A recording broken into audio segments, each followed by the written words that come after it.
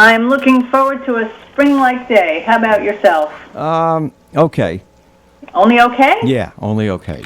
Oh. So what have you got in the Rockland Business Journal, which is on anybody's internet device should they choose to find it? Yes, I hope they choose to find it. We're not hard to find. So we have an interesting story this morning about a new effort underway in Piermont, the village of Piermont, the beautiful village of Piermont, to take a page from, there's the advertising marketing campaign that's been going on in Nyack for several years called Visit Nyack.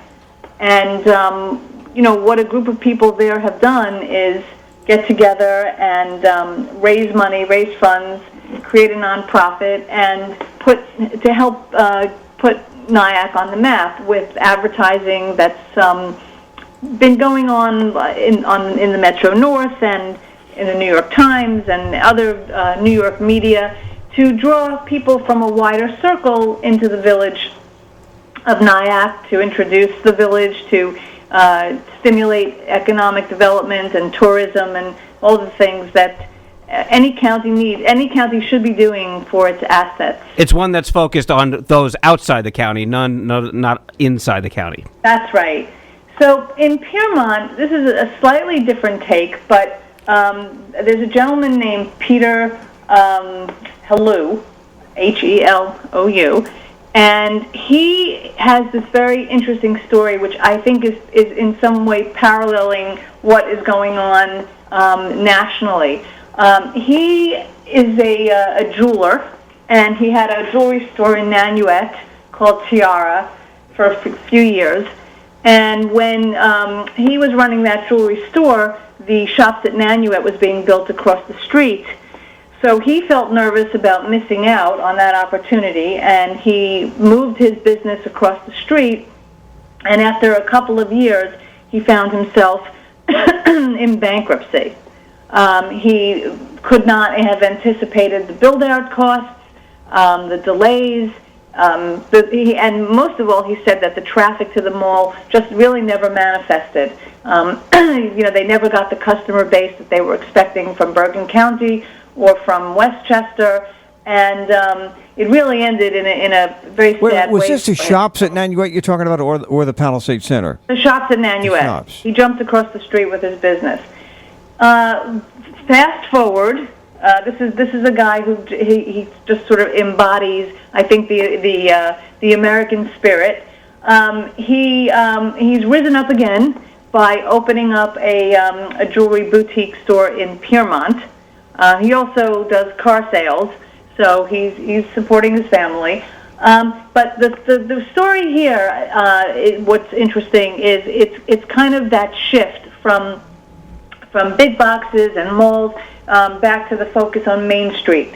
And so Peter Helou, even though he's not actually a Piermont resident, actually he's a New Jersey resident, he's been named the new president of the Piermont Chamber of Commerce, and he's got some big ideas and grand plans and lots of energy and ambition, and he's planning to help put Piermont on the map, which is why I started by talking about Visit Nyack.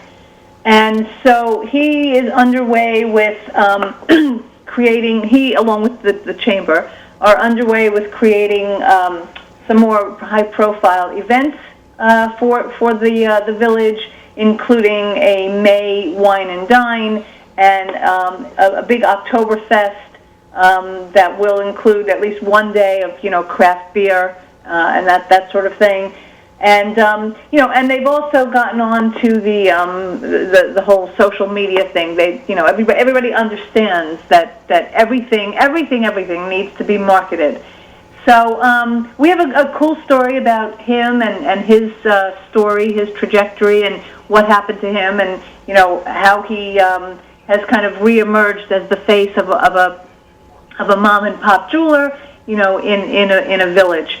And I just found him and this story particularly interesting because we're clearly seeing, the saturation and the demise of many big box retailers, And I think that coupled with the coronavirus, I think that the malls are under a lot of pressure. Couldn't be worse timing. And I think that I was in Nyack on Sunday afternoon, and I always say that Nyack doesn't have a parking problem, but I couldn't find a spot on Sunday, and because the village was teeming. It was very alive. So I think that there's just a lot of promise for Main Street.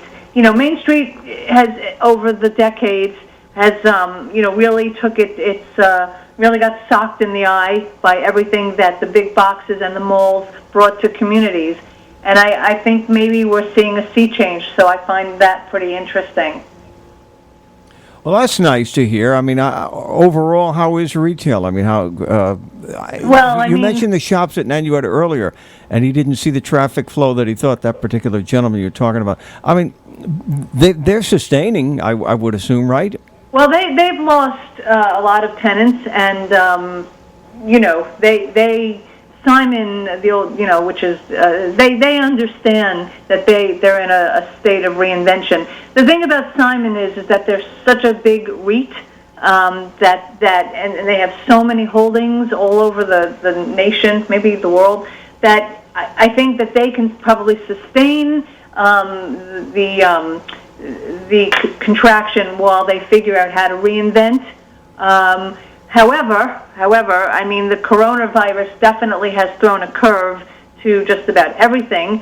I expect there will be businesses and retailers who will, in some weird way, benefit from this. I mean, drugstores maybe, supermarkets.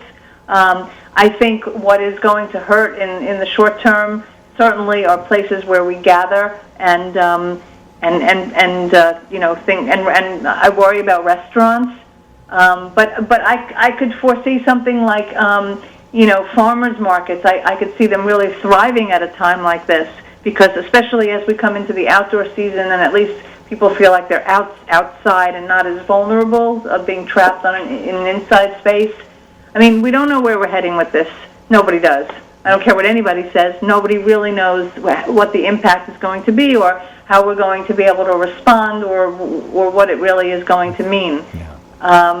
But we march on. Life goes on, and it's the trend of Main Street versus corporate America is just an interesting balancing act to keep watching, and I think that in every way that Rockland utilizes its assets, puts a village on the map, I think that's a great stimulus for the county, and it distinguishes us. I mean, we don't want to just be, a corridor for big boxes and malls. Yep. Here. Now that story about Peter Halou, is in now. It's in rcbizjournal.com. rcbiz, B-I-Z, journal.com. rcbizjournal.com. Yeah. Very interesting story. People should read that. Yeah. All right, Tina, thank you. We'll speak to you next